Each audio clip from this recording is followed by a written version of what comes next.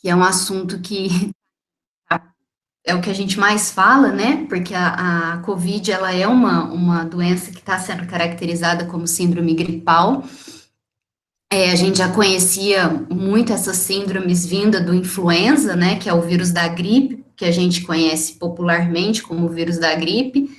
E agora a gente tem uma doença nova aí, vamos dizer assim, que também está elencada aí dentro dessa síndrome, né? Então, hoje, na atenção básica, quando um paciente chega com sintomas dessa gripe, na hora já levanta-se a possibilidade de influenza e da Covid, né? Então, a Thalia me pediu para falar um pouquinho de síndrome gripal e eu vou fazer isso agora. Eu pedi para convidar os meninos do quarto e do terceiro período, que são meus alunos.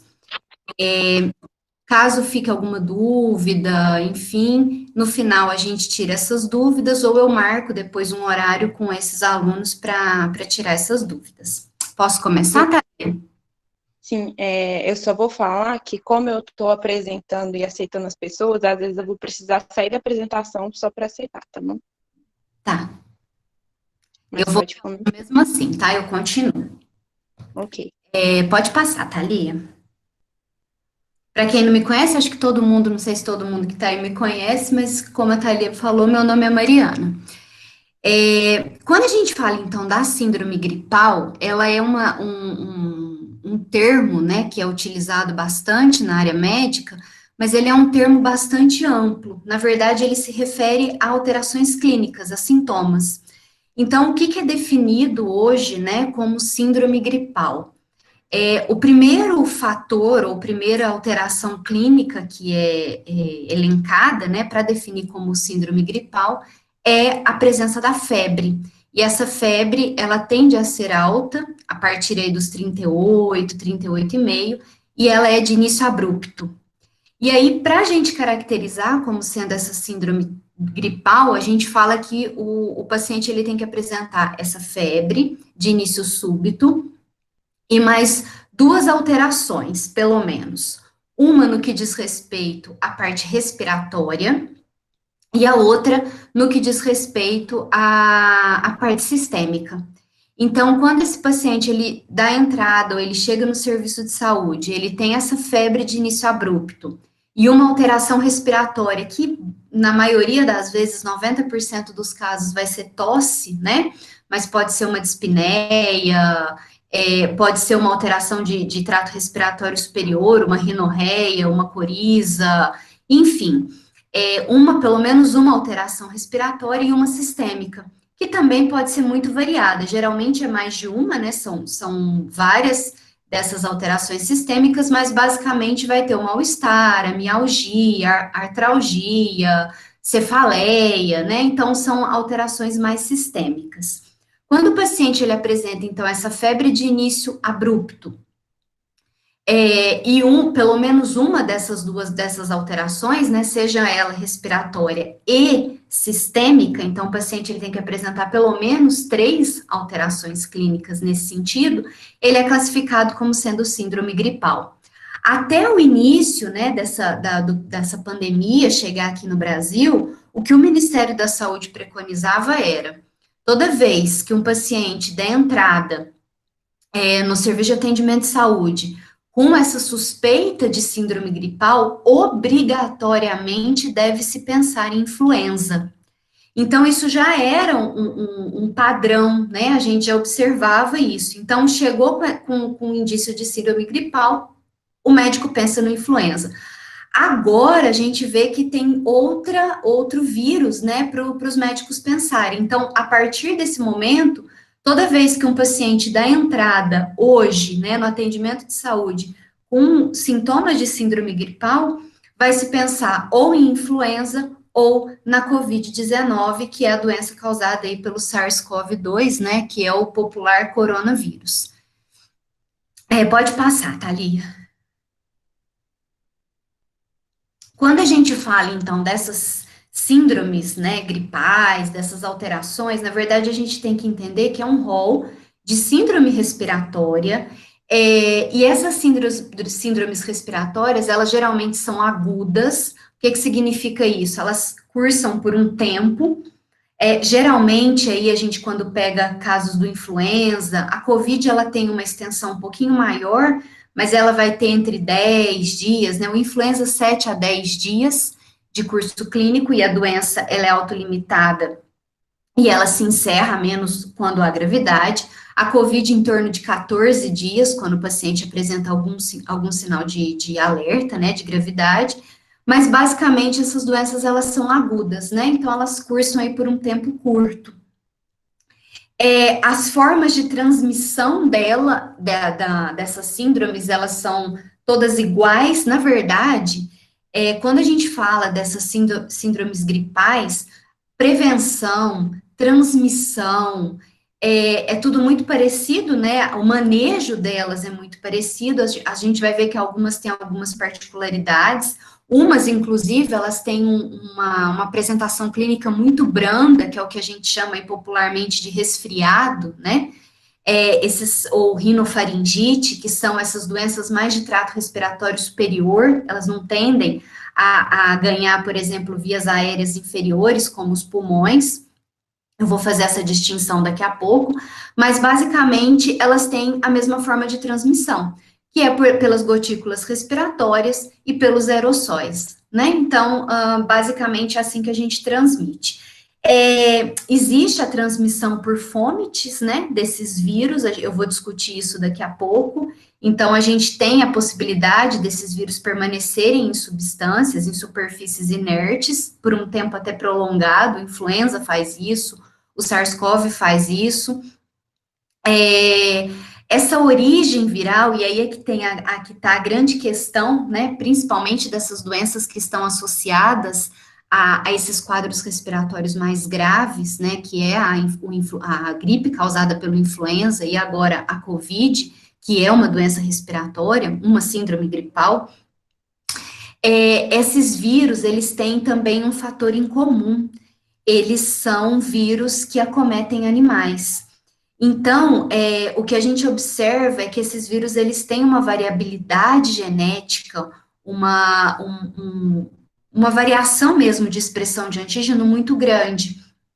Então, basicamente, tanto o influenza quanto o SARS-CoV agora, né, eles são vírus que vieram dessas recombinações gênicas de animais, e aí, baseado nisso, a gente acaba tendo uma diversidade muito grande desses vírus. Eu vou falar deles em separado, mas eles partilham, né, eles têm essa possibilidade. E é óbvio que para um vírus desse sair do seu reservatório inicial, né, então seja lá no influenza, a gente tem aves, suínos, né, mas basicamente para eles saírem desses hospedeiros, eles passam por mutações e por alguma razão esses receptores desses vírus, eles acabam se combinando com algumas moléculas presentes no nosso organismo. Como a gente acaba tendo contato muito próximo com esses animais, a gente acaba entrando em contato com esses vírus também. Tanto o influenza quanto o SARS-CoV, eles são de origem animal, obviamente que sofrendo as suas mutações até se adaptarem a nós, né? Mas eles têm essa origem animal, e a partir desse contato a gente acaba sendo acometido por eles, e aí que vem essa questão desses casos mais graves, né? Eu vou falar um pouco mais disso. O acometimento clínico, quando a gente fala dessas síndromes respiratórias com possibilidade de evolução para um quadro mais grave, né, principalmente a do influenza e agora da COVID, o acometimento clínico também é muito parecido. Eu vou falar das etapas dessas doenças, mas elas são doenças que têm a possibilidade de evoluir, né, para o trato respiratório inferior, e aí a gente tem desde pneumonias mais brandas, quadros de pneumonia brando, como uma síndrome respiratória aguda grave, né?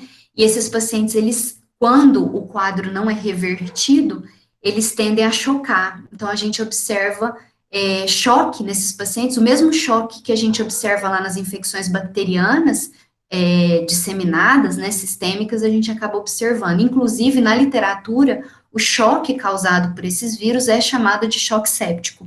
É o mesmo choque, do quadro bacteriano lá que a gente está acostumado a comentar. E no fim eu vou falar um pouquinho de terapêutica, né, tratamento, vacina. O influenza, isso é muito bem documentado. A gente tem um tratamento muito estabelecido pelo Ministério da Saúde, pelo mundo, né? O mundo inteiro trata influenza com oseltamivir, que é o chamado Tamiflu, né? Hoje a droga de escolha para o tratamento do influenza, que não tem absolutamente eficácia nenhuma quando a gente fala do Covid até o momento. E a gente tem vacina, né? Então, o influenza é um vírus que a gente já consegue manejar de forma mais segura. E eu só quero fazer um comentário antes de eu começar a fazer as distinções e entrar propriamente na clínica. Tudo que eu falar nesse momento para a COVID, né, e para o SARS-CoV-2, é o que a gente sabe nesse momento. Ela é uma doença que está em estudo, então a gente não tem todas as informações, a gente acaba, às vezes, quando se para estudar, para ler, a gente fica com mais dúvida do que com certezas, né? Mas é porque a gente está nesse processo mesmo, isso é normal. Pode passar, Thalia. Então, eu queria começar falando desses 3 principais vírus, né, que a gente tem, que são o rinovírus, parainfluenza e o adenovírus. Esses 3 vírus, eu queria acrescentar mais um, quando a gente fala de crianças, que é o vírus sincicial, né? Esses vírus, eles são vírus que raramente vão atingir trato respiratório inferior. Então, eles são aqueles vírus que causam uma infecção respiratória superior muito branda. Na maioria das vezes, esses pacientes, eles nem apresentam febre, então é o que a gente chama aí popularmente de resfriado, né? A gente até tem uma confusão muito popular aí do resfriado para a gripe, né? A gripe, ela é caracterizada hoje como um quadro clínico, uma síndrome causada pelo influenza. Então, quando eu falo de gripe, eu estou falando de infecções pelo vírus, pelo influenza vírus, e, consequentemente, eu estou falando de um vírus que tem a possibilidade de evoluir para um quadro respiratório mais grave, né, que é o quadro pulmonar. E quando eu falo do resfriado ou a rinofaringite, né, usando o termo técnico, eu estou falando basicamente desses vírus. Então, eles não fazem infecção em trato respiratório inferior. Quando a gente pensa na clínica dele, basicamente são essas alterações que às vezes, essas alterações clínicas de trato respiratório superior, que às vezes se assemelham muito a quadros alérgicos, né? A quadros de rinite, que é a coriza, uma irritação mesmo de mucosa, uma dor de garganta, às vezes por causa da faringite, né? Mas basicamente ela é uma irritação e uma alteração muito de via respiratória superior. E como eu disse, a febre, se presente, o que não é comum, mas quando presente, ela é uma febre bastante branda, diferente do que a gente já observa lá. O que a gente já observa lá é o adenovírus.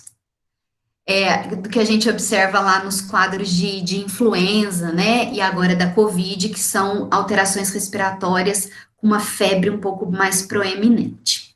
Pode passar, Thalia.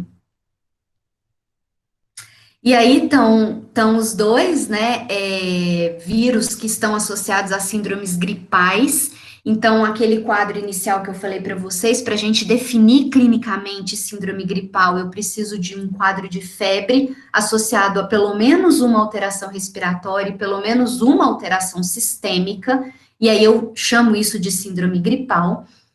O principal vírus que a gente comentava quando a gente falava de síndrome gripal era o influenza, que é o vírus causador da gripe, né? Como eu tinha dito, a gripe é causada pelo influenza vírus, e agora não tem como mais a gente falar de síndrome gripal sem falar do coronavírus e sem falar da Covid-19, já que hoje ela é elencada também como uma doença dentro aí do rol das síndromes gripais. Então, hoje, o que o Ministério da Saúde determina, né, nos protocolos médicos, é que todo paciente que chegue com esses sintomas de síndrome gripal, ele precisa ser avaliado do ponto de vista de influenza e também do ponto de vista da possibilidade, né, de ser o SARS-CoV-2, a COVID, né? E só fazer um comentário, não é porque a gente está vivendo uma pandemia de COVID, né, dessa nova síndrome gripal, vamos dizer assim, que os casos de influenza, eles cessaram, né?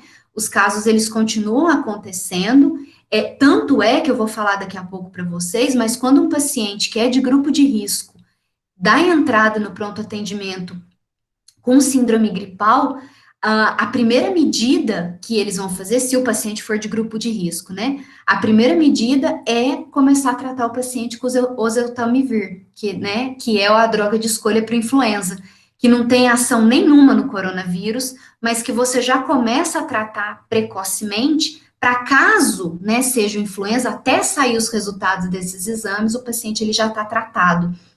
E quanto antes você começa a tratar o influenza, então o crítico são as 2 primeiras 48 horas. Todos os trabalhos mostram que quando você faz o tratamento com o oseltamivir no paciente com influenza, nessas primeiras 48 horas, o prognóstico do paciente é muito melhor. Então, por isso que ele já começa um tratamento com oseltamivir. Se não for, se depois for determinado que é a COVID, aí suspende-se o uso do oseltamivir e vai fazer os manejos da COVID, já que até o momento a gente não tem um tratamento definido. Esse vírus de cima que está aí escrito é o influenza, né? Tá escrito de vermelho, e embaixo cortou, mas esse aí é o SARS-CoV-2, que é o nome que ele recebe hoje, né? Ele recebeu esse nome de SARS-CoV-2 exatamente porque ele tem 90% de similaridade com o SARS-CoV lá de 2012, né? Que foi uma pandemia que a gente teve lá na China, que foi quando o SARS foi descrito, e a gente sabe que os vírus, eles têm hoje 90% de similaridade, e por isso que ele recebeu esse nome lá da Organização Mundial de Saúde. Então, o coronavírus, o nome original agora, né, descrito dele, é o SARS-CoV-2, e ele está desenhado aí embaixo. Se vocês olharem na imagem, vocês vão ver uma estrutura chamada de spike, que são essas espículazinhas amarelas, essa proteína viral que se liga nos nossos receptores para infectar as nossas células. Então, a gente sabe que essas spikes, elas têm uma afinidade, né, com ECA, que é a enzima conversora de angiotensina, a ECA2, e a principal forma, isso, exatamente, essas spikes que a Thalia está apontando aí, é a via de ligação, né, do coronavírus com as nossas células, as células hospedeiras humanas. No caso do influenza, que está ali em cima, a gente tem 2 proteínas virais que fazem essa ligação, e que elas são extremamente importantes até para a nomenclatura viral. Então, a gente tem as neuroaminidases e as hialuronidases. As hialuronidases, elas são representadas pela letra H, e as neuroaminidases são representadas pela letra N. Então, quando eu falo assim, o influenza, o H1N1, eu estou falando dos subtipos dessas hemaglutininas, né, ou hialuronidases e as neuroaminidases. Então, a nomenclatura vem exatamente por essas proteínas que estão associadas aí com a estrutura do influenza. E ele também, essas proteínas, elas ficam aí na superfície do vírus. Pode passar, Thalia. Aqui eu deixei um quadro para vocês, como tá cortando de onde eu tirei, eu vou falando, tá? E depois, se vocês quiserem a apresentação, eu passo para vocês, não tem problema nenhum, passo os slides, já estão até com a Thalia, eu autorizo a passar para vocês.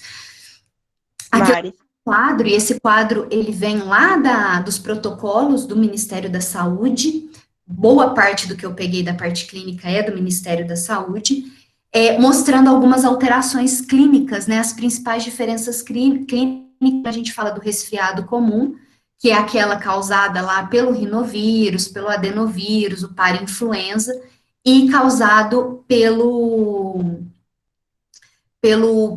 gripe propriamente dita, né, que é o quadro clássico de gripe, que é o causado pelo influenza. E depois a gente vai ver lá na COVID, a gente tem essas alterações clínicas do influenza e do Covid como muito parecidas. Tanto é que, clinicamente, eu falei para vocês que quando o paciente chega com suspeita de síndrome gripal, né, o tratamento com oseltamivir para paciente de risco já começa a ser, ele já é iniciado, exatamente porque clinicamente não dá para diferenciar se essa síndrome gripal ela é causada pelo influenza ou se ela é causada pelo SARS-CoV, né, pelo coronavírus.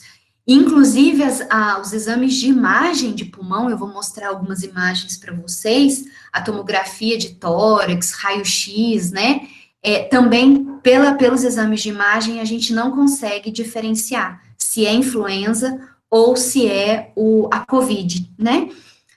Então, por isso que a única forma que a gente tem hoje mesmo de fechar o diagnóstico é por exame laboratorial, teste molecular, que daqui a pouco eu comento com vocês. Por clínica, por sintoma e por exame de imagem pulmonar, não é possível. Então, só para visualizar que os sintomas do influenza na gripe, né, eles são geralmente mais exacerbados do que quando a gente fala no resfriado comum. A gente tem algumas alterações entre o influenza e a COVID, mas aí eu vou comentando com vocês a hora que eu for falar de cada uma. Mas, basicamente, a febre, né, ela é um dos sinais que a gente mais visualiza como sendo diferente no resfriado comum e na síndrome gripal, porque ela tende a ser alta, né, e ela tende a estar presente. E aí a gente tem a tosse, por exemplo, que é um dos principais sintomas que a gente observa em paciente com síndrome gripal dentro daquelas alterações respiratórias que eu comentei com vocês. A tosse, ela é pouco presente, ou ela raramente está presente nesses casos de resfriado comum. Então, são sintomas mais brandos, e na maioria das vezes a gente tem ausência de febre. A mialgia é a mesma coisa, ela também ela aparece bastante frequentemente nos casos de gripe. Quando a gente fala na rinofaringite, né, no resfriado comum, raramente a gente vai ver isso. A fadiga, o mal-estar, ela é muito exacerbada nos casos de gripe e pouco frequente nos casos de resfriado. Pode passar, Thalia. Aqui, falando especificamente dessas pandemias, né, eu queria também fazer uma diferenciação com vocês, porque o influenza é caracterizado em dois grupos distintos. A gente tem o influenza pandêmico e o influenza sazonal. O sazonal é aquele que já circula normalmente entre a gente, já é um vírus que a gente tem contato, ele sofre mutações, né? A gente vai discutir isso, por isso da vacinação ser anual, porque ele é um vírus altamente mutagênico. Então, de um ano para o outro, a gente tem mutações no vírus, mas o vírus é basicamente o mesmo, né? A mesma estrutura viral, com alguns antígenos um pouco diferentes. Agora, esses vírus pandêmicos são aqueles vírus que até então a gente não tinha contato, que é o que a gente está vivenciando hoje, né? É um vírus que estava presente lá no animal, ele foi sofrendo algumas mutações, foi se adaptando e ele conseguiu infectar o ser humano. Então, ele é como se fosse um vírus inédito de acometimento humano, e aí ele acaba se alastrando, né? Nem todo vírus vai ser pandêmico, mas ele acaba ganhando essa característica de pandemia. Aqui eu deixei para vocês os principais casos que a gente teve, né, de influenza, e agora que a gente está falando de Covid, mas o influenza, desde lá de 1918, né, na verdade a gente fala-se na literatura que ele é muito mais antigo que isso, né, mas em 1918 a gente teve a primeira pandemia, que é o que a gente conhece aí popularmente como gripe espanhola, né, que foi lá no final da Primeira Guerra Mundial. E a gente teve aí aproximadamente, o que a literatura traz, no mínimo 50 milhões de mortes. Eles, inclusive, falam na literatura que essa pandemia é a mãe das pandemias, né? Foi a pandemia que mais dizimou pessoas até hoje. E é causada pelo H1N1. Lembrando que esse H e esse N tá relacionado com aquelas proteínas de expressão de superfície lá do vírus que eu comentei com vocês. E aí a gente foi tendo uma série de pandemias, né, com uma taxa de letalidade alta, inclusive. Lá em 2003, a gente teve, né, uma outra pandemia que foi do H5N1, que é da gripe aviária. A gente teve em 2009 uma outra pandemia que a gente ficou conhecendo, chamou de gripe suína, porque esse vírus ele veio de uma mutação de suínos, né? Ele era um vírus inicialmente de suíno, ele foi modificando e acometendo o ser humano, até que ele se tornou um vírus também pandêmico. E em 2009, por exemplo, nessa pandemia, a gente tem aí uma estimativa de literatura de 18 mil mortes.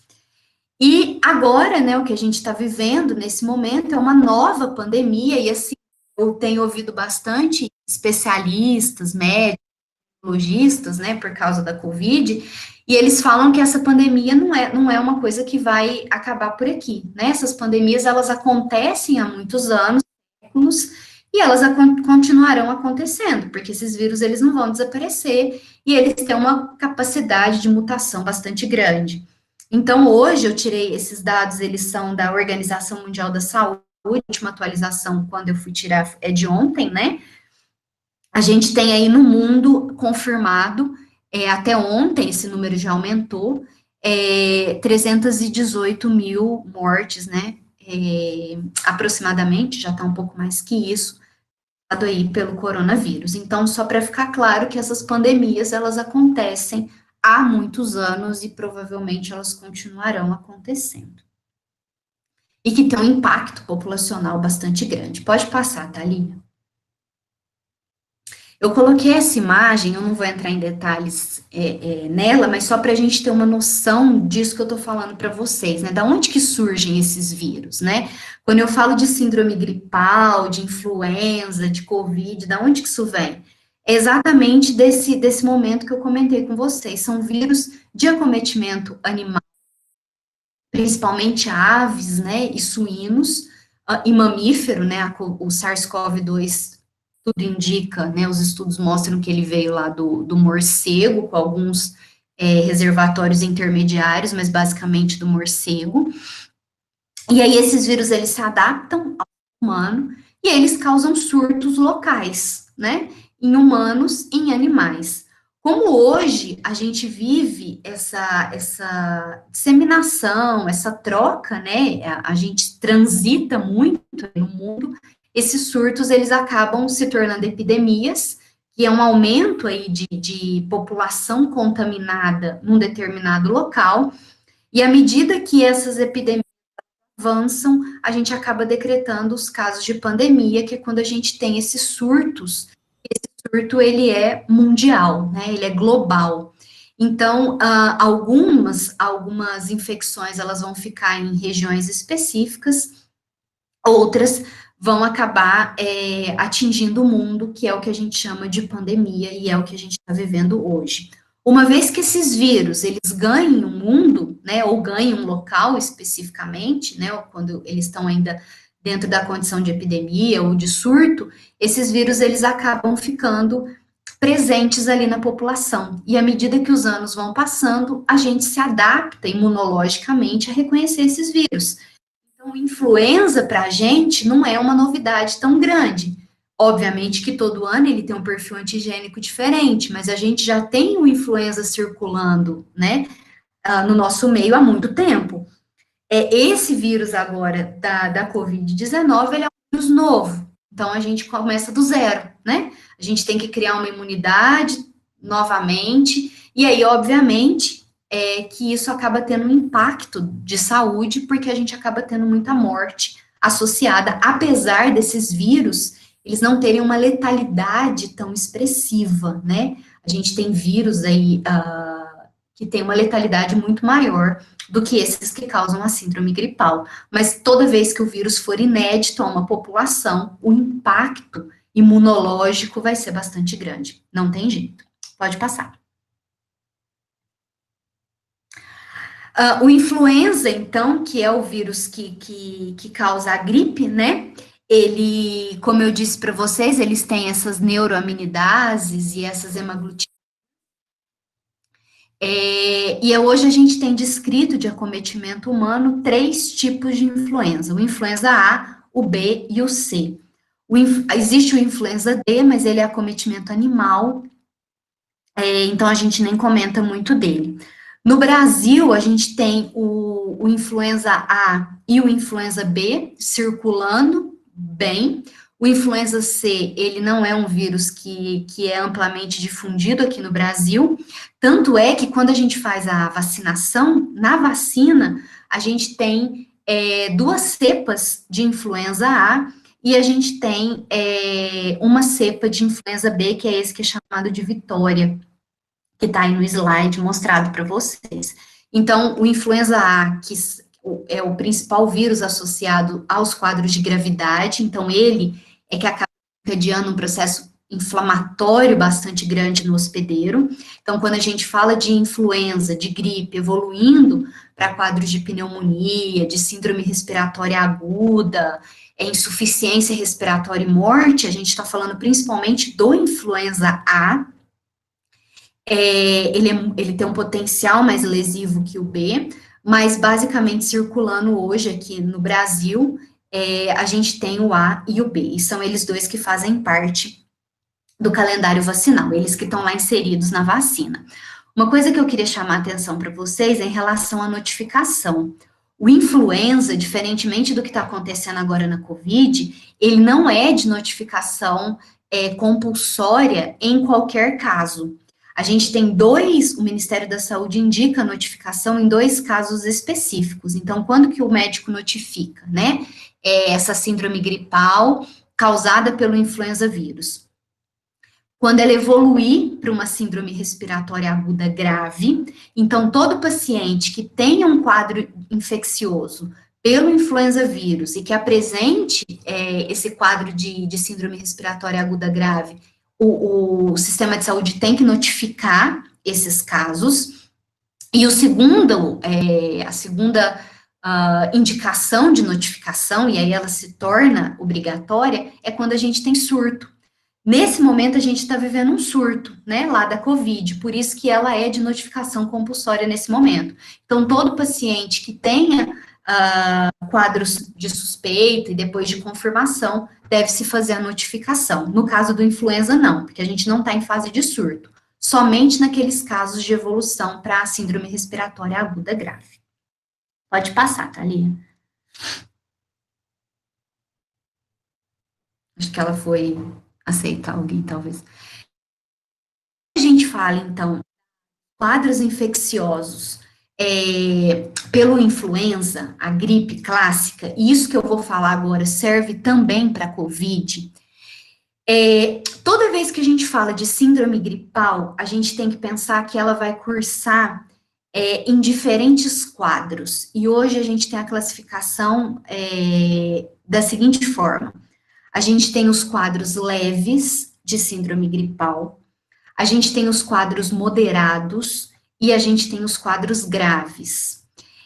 Os quadros leves são aqueles em que o paciente ele não precisa ele não precisa ficar na unidade de atendimento médico, né? Ele não precisa ficar na unidade ambulatorial, ele não precisa ser internado, ele pode ir para casa fazer o tratamento, né, em casa.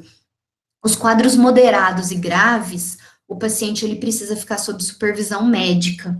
No caso dos quadros moderados, esses pacientes eles ficam geralmente em áreas ambulatoriais, e os quadros graves são aqueles quadros que têm uma insuficiência respiratória bastante significativa, e aí são os pacientes que vão para UTI. Geralmente, os casos graves, o paciente ele já não consegue mais ter um quadro respiratório normal. E, às vezes, mesmo com oxigenoterapia, a saturação de oxigênio desses pacientes ela ainda é baixa. Então, ele é indicado a fazer ventilação mecânica, e aí esses pacientes eles acabam indo para UTI. Então, a síndrome gripal, isso está servindo para o COVID também, tá? É o mesmo manejo. Então, os quadros leves é aquele que eu comentei com vocês. O que é uma síndrome gripal de quadro leve, né? Inclusive a definição de síndrome gripal.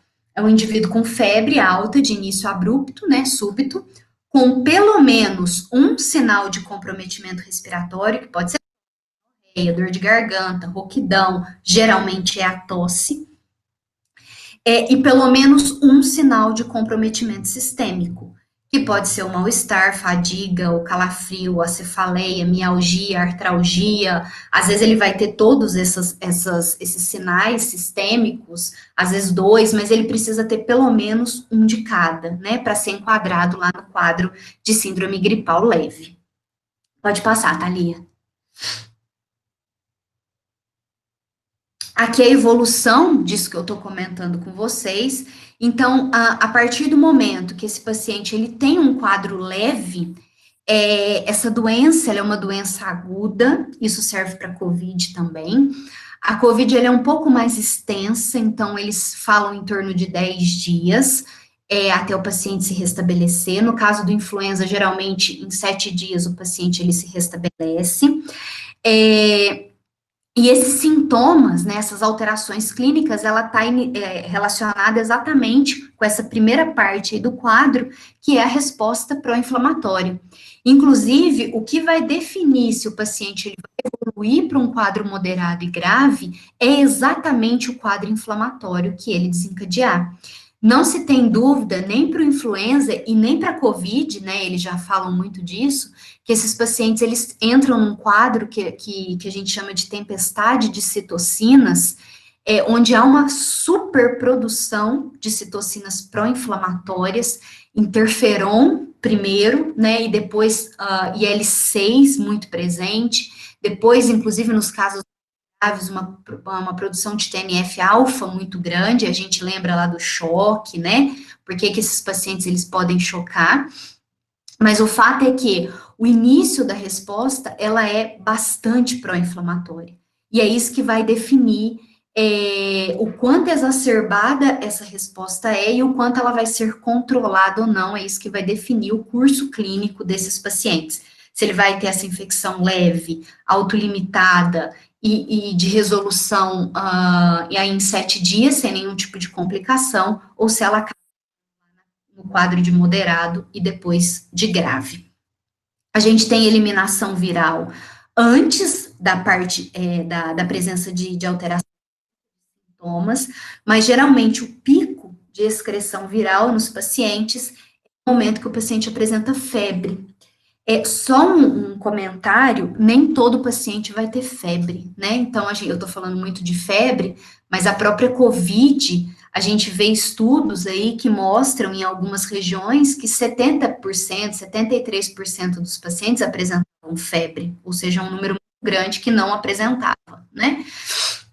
Então, aí esse entendimento de alteração clínica, ele acaba ficando um pouco alterado. Mas, enfim, nesses picos de febre é que a gente vê o pico de excreção viral. E essa excreção, ela permanece aí por aproximadamente 7 dias. Outra coisa importante para esses vírus é que quando o paciente ele tem um estado de agravamento, então quando o influenza ele agrava, ou quando a COVID ela agrava, o tempo em que o paciente permanece excretando o vírus, ele é maior. Então, todo esse processo de agravamento, o paciente, ele está excretando o vírus, tá? Pode passar. E esse é o resumo do que eu acabei de falar para vocês. Então, basicamente, a gente tem a inoculação do vírus, a replicação dele no trato respiratório superior, se fosse aqueles vírus, né, que estão associados à rinofaringite, como o rinovírus, que é o mais comum entre a gente, ele fica só no trato respiratório superior, a gente tem uma resposta inflamatória, ele é eliminado. Quando a gente fala de infecção por influenza e por SARS-CoV-2, aí a gente tem um acometimento, replicação no trato respiratório superior e depois um acometimento de trato respiratório inferior.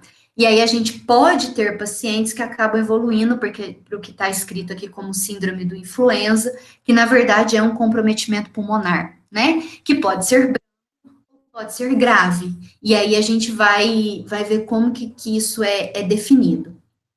Além disso, a gente sabe que esses pacientes, eles podem evoluir para esses casos mais moderados, e eles podem ter um quadro de pneumonia associada. Existem dois tipos de pneumonia em paciente com influenza, e já está documentado para COVID, que é uma pneumonia primária, quando ela é causada pelo próprio vírus, e a pneumonia que eles chamam de secundária.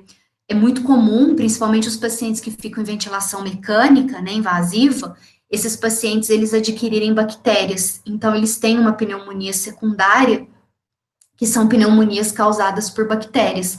E aí, aquelas bactérias clássicas, né, a Haemophilus influenzae, o pneumococo, né, que é o Streptococcus pneumoniae, que são os mais comuns ali de causadores dessa pneumonia. E que, claro, exacerba o quadro pulmonar ali do paciente. Só para vocês terem uma ideia, eu estava vendo a médica do Hospital das Clínicas da USP, lá de São Paulo, e das autópsias que eles fizeram dos pacientes que morreram por Covid, 50% deles tinham presença dessas bactérias no pulmão. Então, eles tinham um quadro de pneumonia secundária, que é a bacteriana, e que é muito frequente nesses pacientes que têm evolução clínica de pneumonia, quando eles estão infectados pelo influenza, né, que a gente já sabia. Agora, por Covid, o mesmo tipo de achado, vamos dizer assim. Pode passar, Thalia.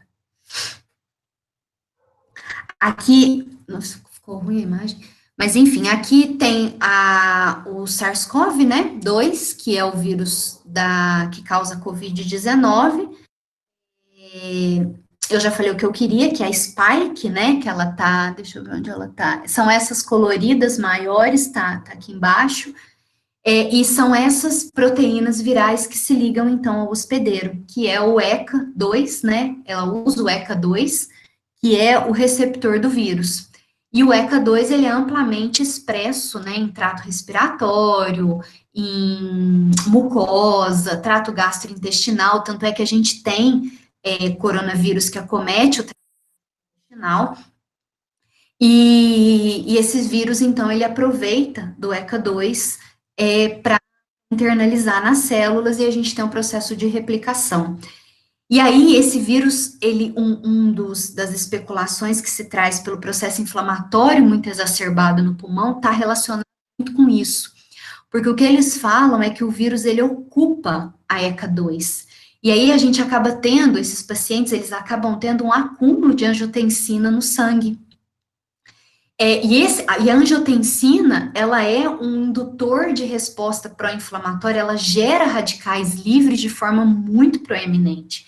Então, uma das possibilidades, e eu volto a dizer, tudo que eu falar de Covid pode ser que amanhã mude, né, porque está tudo em estudo, mas uma das possibilidades que se levanta nesse momento, além da lesão pulmonar que o vírus causa propriamente, ele tem um efeito citopático pulmonar muito grande,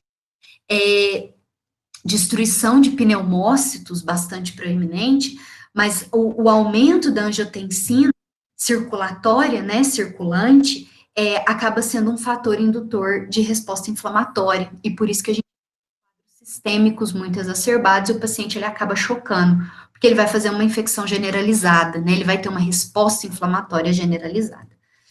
Pode passar, Thalia. E aqui eu tirei essa imagem do CDC. Aqui estão as principais alterações clínicas da COVID. Se vocês olharem aqui a parte circulatória, né, inicial não, superior, vocês vão ver que as alterações clínicas, elas são basicamente as alterações clínicas que a gente tem na síndrome gripal causada por influenza. Por isso que eu comentei com vocês, hoje não tem como, clinicamente, diferenciar se aquela síndrome gripal, ela é causada pelo influenza ou se ela é causada pela Covid. E aí aqui eu deixei, né, que tá na imagem, algumas das complicações que a gente pode observar, circulatórias, excretórias, sistêmicas. Eu vou comentar delas no manejo clínico, né, porque para influenza e para Covid vai ser a mesma coisa, mas só para vocês visualizarem que, do ponto de vista clínico inicial, elas duas são muito parecidas. E se vocês olharem os casos graves, né, pneumonia, síndrome respiratória aguda grave, inflamação pulmonar e essa congestão, né, é exatamente o que a gente observa nos pacientes com infecção pulmonar pelo influenza. Então, as duas síndromes gripais aí com a mesma apresentação clínica. É só laboratorial nesse momento que vai fazer a diferenciação. Pode passar, Thalia. Aqui só os sinais de complicação, mas eu vou falar deles daqui a pouco. Pode passar. Então, quando a gente fala de síndrome gripal, a gente tem que pensar em 3 pontos importantes. Porque eu estou falando que síndrome gripal é uma infecção aguda, causada aí agora por 2 vírus, e que essa síndrome gripal, ela pode evoluir para um quadro de gravidade. O que que determina, né, essa evolução? Por que que alguns pacientes vão ter ela aguda, autolimitada, vão se tratar em casa, fazer hidratação, nem o Zeltamivir vai tomar e vai dar tudo certo? É exatamente porque esses pacientes, eles não estão dentro do que eles chamam de grupo de risco. E a chance, o que é ser grupo de risco? São condições que o indivíduo apresenta que aumenta a chance dele, uma vez infectado por esses vírus, evoluir para quadros mais graves. Então, isso é grupo de risco. Quais indivíduos ou com quais alterações eles precisam ter ou eles precisam estar para que, uma vez infectados por esses vírus, eles evoluam para um quadro mais grave. Então, a primeira coisa quando a gente fala de síndrome gripal é pensar em grupo de risco. A segunda são as complicações, porque essa síndrome gripal, ela pode evoluir para um quadro de complicação, vamos pensar em uma pneumonia branda causada pelo próprio vírus ou por uma bactéria associada e uma antibiótico terapia resolve o quadro. Ou ainda, esses pacientes, eles podem sair desse quadro de complicação e evoluir para casos mais graves, né? Que são aqueles que vão exigir estrutura de UTI, que vai exigir ventilação mecânica, principalmente a invasiva. O paciente ele não mantém saturação de oxigênio, é um paciente hipotenso, ele é um paciente com alteração de coagulação, né? Que é bastante significativa nas duas doenças. Então, são os três pontos que a gente tem que pensar quando a gente fala de síndrome gripal. Nem todos os pacientes vão passar por todas, né? Tem paciente, por exemplo, que é grupo de risco, que vai entrar nas complicações e que vai ter quadros sem nenhuma evolução para a gravidade. Tem paciente que já entra, estava vendo a médica que atende lá no HC da USP falando, que eles receberam, por exemplo, 2 pacientes idosos que os pacientes já deram entrada lá no pronto-socorro praticamente mortos, assim, não tinha mais muito o que se fazer. Era Covid, eles até fizeram autópsia desses pacientes e tal, mas já chegaram num quadro de gravidade, então uma evolução muito rápida. E isso, obviamente, vai depender de cada indivíduo, né? Pode passar. Aqui eu listei para vocês todos os grupos de risco. Também tirei lá do Ministério da Saúde, né, das cartilhas do Ministério da Saúde. Então, é o que a gente tem ouvido falar aí, né, esse tempo todo. O grupo de risco aqui eu coloquei para as duas, porque é para as duas, tá? Tanto para influenza quanto para Covid. Então, os indivíduos idosos, e aí o idoso, a gente tem uma ressalva, porque nem todo idoso é debilitado, né? Então, a gente não é porque o indivíduo tem mais de 60 anos que ele entrou em contato com esses vírus que ele vai morrer. Ou que ele vai ter um quadro mais grave, né? As chances aumentam. As crianças menores de 2 anos, e aí eu vou fazer uma ressalva para a COVID, porque a COVID parece que tem um comportamento um pouquinho diferente nas crianças, não é tão exacerbada, na verdade, a maioria das crianças, elas são assintomáticas para a COVID, né? Ela é chamada só de transmissor, de agente transmissor, porque a maioria delas não tem sintoma. Alguns autores falam que pode ser porque o ECA2 das crianças, ele não é, ele é imaturo, assim como o sistema imune. Então, a gente não tem uma capacidade muito exacerbada do vírus se ligar e nem de responder muito de forma muito intensa. As gestantes, elas entram em grupo de risco porque a progesterona, ela é um hormônio, né, ele é um hormônio que interfere muito na parte respiratória. A gestante, ela tem uma parte respiratória um pouco diferente, né? Até pela questão do espaço e a própria progesterona, ela dificulta muito as trocas gasosas. A gestante, ela já tem uma dificuldade respiratória. Então, ela acaba entrando no grupo. E as puérperas, né? E eu vou chamar a atenção que aí nesses casos entram inclusive as mulheres que passaram por aborto, tá? Que às vezes a gente exclui ela desses quadros, mas elas também entram porque elas tiveram alterações aí na concentração de progesterona, que interferem no quadro respiratório, e essas doenças são respiratórias. A gente tem as comorbidades, e aí as comorbidades são as mais diversas possíveis, né? Então, alterações pulmonares, cardiovasculares, renais, hepáticas, doenças hematológicas, alguns transtornos neurológicos e desenvolvimento que afetem a capacidade ou a função respiratória. Quando eu falo de transtorno neurológico, só se tiver esse transtorno neurológico levar algum acometimento de função respiratória, né? Imunossupressão, principalmente ali os indivíduos que fazem tratamento com imunossupressão, e o que está cortado ali é o que mais se tem falado agora, né? Que são os distúrbios metabólicos. Os pacientes diabéticos e obesos. Inclusive, para a COVID, os médicos muito da questão do IMC, né, que eles utilizam muito, paciente com IMC entre 30 e 40, né, que é considerado obesidade, uma obesidade bem significativa, eles são os pacientes que pior respondem ao vírus, né, então a gente sabe que o diabético e o obeso é um paciente que é um grupo de risco muito significativo para a COVID e também para o influenza, isso já era descrito. Então, tem que ficar atento a esses pacientes. Hoje, eles são considerados grupo de risco. Pode passar, Thalia.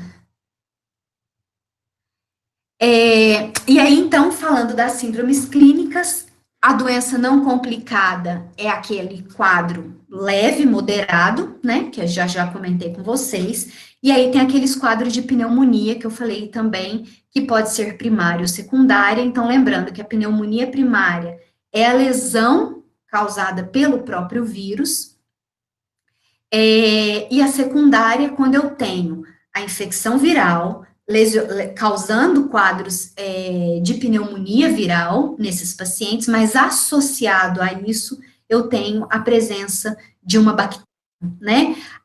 Uma bactéria, sim, falando do que é mais comum, mas a gente tem casos de paciente, inclusive, que tem infecções, né, associadas, pulmonares associadas, que também é considerado pneumonia secundária. Essas pneumonias, seja primária, secundária ou as duas, elas podem evoluir para um quadro grave, e uma vez que essa pneumonia ela evolua para um quadro grave, o paciente ele entra na síndrome respiratória aguda grave, que eu vou comentar com vocês daqui a pouco, o que é critério de síndrome respiratória aguda. E esse paciente, ele pode, se ele não for estabilizado, porque a síndrome respiratória aguda grave, ela tem um acometimento hemodinâmico, então ela está associada a alterações hemodinâmicas desse paciente e respiratório, e uma coisa está ligada à outra, né, porque para a gente ter uma boa hemodinâmica, a gente precisa ter uma função respiratória preservada, já que as trocas gasosas, enfim, elas dependem dessa função respiratória, e quando esse paciente, ele não é estabilizado por um quadro mais exacerbado, pelas comorbidades, enfim, ele pode evoluir para um quadro de sepse, exatamente aquela sepse que a gente conhece lá da infecção bacteriana, o mesmo quadro, a mesma alteração, o paciente fica hipotenso, desidratado, ele não responde à reposição volêmica, o mesmo quadro. E, obviamente, que se esse paciente ele não responde, ele vai tendo uma piora, ele pode entrar, então, num choque séptico, e aí ele morre. E quando eu estou falando da sepse e do choque séptico, eu não estou falando dela sendo causada pelo quadro, por exemplo, bacteriano secundário. Eu estou falando que às vezes nem esse quadro bacteriano ele vai estar presente. Essa sepse, esse choque séptico, ele é causado ou ele é originado da infecção viral mesmo, tá? Então a terminologia é sepse, choque séptico, apesar de ser uma infecção viral. Pode passar, Thalia. Como que a gente define, então, a síndrome respiratória aguda grave? O primeiro fator é que o paciente ele esteja num quadro de síndrome gripal. Então, ele teve um quadro pregresso ali de dias anteriores de uma síndrome gripal e ele evolui para um quadro de complicação, ou ele já vai dar entrada ali no pronto atendimento com esse quadro de síndrome, de síndrome respiratória aguda grave. Mas ele teve previamente um quadro de síndrome gripal, que é aquela febre, mais uma alteração respiratória, mais pelo menos uma alteração sistêmica. Quando que eu falo que essa síndrome gripal, ela evoluiu, né, para uma síndrome respiratória aguda grave? Quando, além daquelas alterações da síndrome gripal características, né, febre, alteração respiratória e sistêmica, a gente começa a observar no paciente, por exemplo, uma diminuição na saturação de oxigênio. Então, o que se chama, isso tem uma controvérsia na literatura, esse valor menor aí, que 95%, é um dado, essa imagem, ela é do Ministério da Saúde, então isso é preconizado aqui no Brasil, porque a OMS, a Organização Mundial da Saúde, essa taxa de saturação, para ser considerada como agravante, ela tem que ser menor que 90% e não 95%. Às vezes vocês vão encontrar dados conflitantes, quem for ler aí na literatura. Mas o que se segue aqui no Brasil é esse 95%. Então, caiu disso, eles falam que 93% e 95% liga o sinal de alerta. Abaixo de 93% é aquele paciente que provavelmente vai demandar lá uma ventilação mecânica, né? Os sinais de desconforto respiratório, e geralmente ele é verificado pela frequência respiratória, eu vou mostrar os padrões para vocês, só chamar a atenção que a frequência respiratória ela é variável dependendo da idade. Então, se vocês pegarem os protocolos do Ministério da Saúde, ele preconiza lá qual que é o valor de frequência respiratória normal, por exemplo, para as crianças, em cada faixa etária dessas crianças, né? Para o adulto, a gente tem aquela recomendação de 22, né, inspirações por minuto. Esse quadro ele é variável, dependendo da idade. Então, tem uma tabela que rege isso.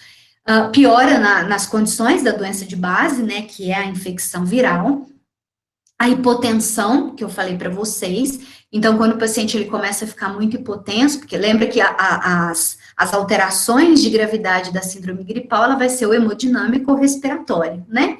Então, a hipotensão, ela está presente como sendo um fator de gravidade, e os indivíduos que apresentem insuficiência respiratória, né? Então, qualquer um dessas alterações associada a um quadro clássico de síndrome gripal, a gente tem uma possível evolução de um quadro para síndrome respiratória aguda grave, principalmente se a gente estiver no período ali sazonal para ocorrência desses vírus. Agora, por exemplo, nós vamos entrar aí no inverno, que é uma época, né, de transmissão, por exemplo, de influenza, né, tanto é que a gente está tendo as campanhas de vacinação e tal. E a gente está vivendo a pandemia, que é um caso à parte, mas a gente já teria essa sazonalidade do influenza. Então, esses pacientes que entram com esses sintomas numa época em que o influenza ele é bastante predominante, tem que se pensar obrigatoriamente que é um quadro de gripe e que com essas apresentações pode ser um quadro de síndrome respiratória aguda grave. Pode passar. Aqui eu deixei para vocês as alterações, como que se classifica esse paciente, né? Então, uma vez que eu identifico, que o médico identifica, que tem uma possibilidade dele ter um quadro mais agravado, ele vai classificar o paciente como moderado ou como grave. O leve é aquele que tem só aquelas alterações lá clássicas da síndrome gripal. O que é um quadro moderado, né? Então, a saturação de oxigênio entre 93 e 95, que eu falei para vocês, um desconforto respiratório leve, uma frequência respiratória maior que 24, lembrem-se que essa frequência ela vai variar dependendo da idade do paciente, né, das crianças, principalmente, isso aqui é para adulto, esse valor que está aqui, um quadro de desidratação leve, e ele permanece ali com os níveis de consciência normal, ele não tem alteração no nível de consciência. Esse paciente, quando ele tem sinal de alerta, A indicação é que esse paciente ele fique, principalmente se ele for de risco, que ele seja assistido numa unidade de saúde, mas ele pode ficar ali na unidade ambulatorial. Esse segundo quadro, que é o paciente grave, é esse paciente que vai precisar, que vai necessitar de, provavelmente, um leito de UTI, né? Porque é o paciente que, geralmente, ele não responde mais à oxigenoterapia clássica. A saturação dele de oxigênio não sobe. Então, ela fica 93, 90 e vai decaindo. Esse paciente, ele vai precisar de uma intervenção um pouco mais específica. Então, ele é o chamado de paciente grave, né? Ele tem, obviamente, um desconforto respiratório intenso. Ele é um paciente que pode apresentar cianose, né? Exatamente porque ele já vai estar com essas trocas gasosas e ele é um paciente hipoperfundido, na maioria das vezes, porque ele já está entrando ali num quadro de hipotensão associado. Então, se a gente tem um paciente hipotenso, um paciente com uma desidratação grave, ele é hipoperfundido, ele tem uma frequência respiratória bastante alta, de novo, isso é o valor de referência aí para adultos.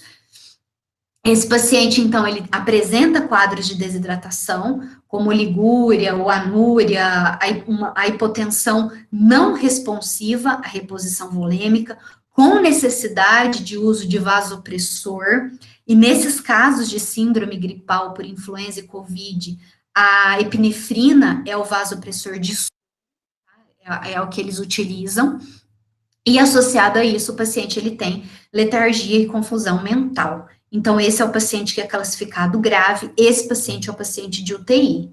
Ele não vai ser manejado na unidade básica, né? Ele vai para a UTI, geralmente ele vai precisar de ventilação mecânica. Pode passar. Aqui eu deixei algumas alterações, além dessas clínicas, né? Porque a gente está falando de alteração clínica, mas aqui a gente tem algumas alterações laboratoriais, bioquímicas, que são muito significativas. De forma bem, assim, interessante, isso já era descrito para a influenza, né? E é o mesmo cenário que se observa nos pacientes com a COVID. Então, a gente observa que esses pacientes, eles apresentam uma leucopenia, e aqui só chamar atenção para neutrófilo, porque é comum, apesar de ter uma leucopenia, a hora que o médico vai avaliar neutrófilo, às vezes ele começa a ver aumento de neutrófilo, e isso acende o alerta, porque esse paciente pode ser aquele que tem um quadro de pneumonia secundária. Outra coisa que eu não comentei, que eu esqueci de falar, é a febre. A febre, geralmente, do influenza, quando ela começa a ficar muito alta e por um período muito estendido, também, antes do paciente entrar num quadro de gravidade, também pode indicar infecção bacteriana secundária. Então, ficar atento a essa febre. Geralmente, a febre do influenza, ela vai durar aí 3 dias, 4, da Covid, mais ou menos isso, até 5 dias, é o tempo de febre. Quando essa febre, ela começa a se estender, aumentar muito, é um dos indicativos de que o paciente, ele está em piora e que há, provavelmente, uma infecção secundária em curso. E o neutrófilo, ele é bastante importante nesse sentido. Esses pacientes, eles apresentam linfopenia. Inclusive, em paciente de autópsia de COVID, essa linfopenia ela foi observada nos tecidos pulmonares. A quantidade de linfócito no infiltrado inflamatório é muito pequena. E se a gente for pensar, o linfócito é uma célula extremamente importante no combate de vírus, né? Porque ele é intracelular obrigatório. A gente tem esses pacientes com plaquetopenia. A PCR, a proteína C reativa, bastante elevada, lático, lactato, bastante elevado, principalmente, isso aqui é marcador de gravidade, assim como ela na sepse, né, principalmente nos pacientes muito graves. A gente tem alteração das transaminases hepáticas, sempre aumentando esses valores, tá?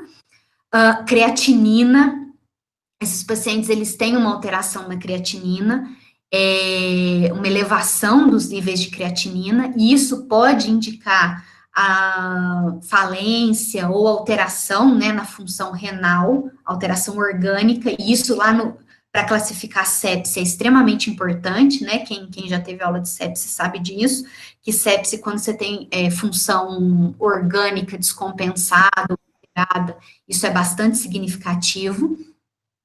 A creatinofosfoquinase, a CPK, troponina e dedímero. Atenção para essas três, porque isso aqui hoje é considerado marcador de mau prognóstico.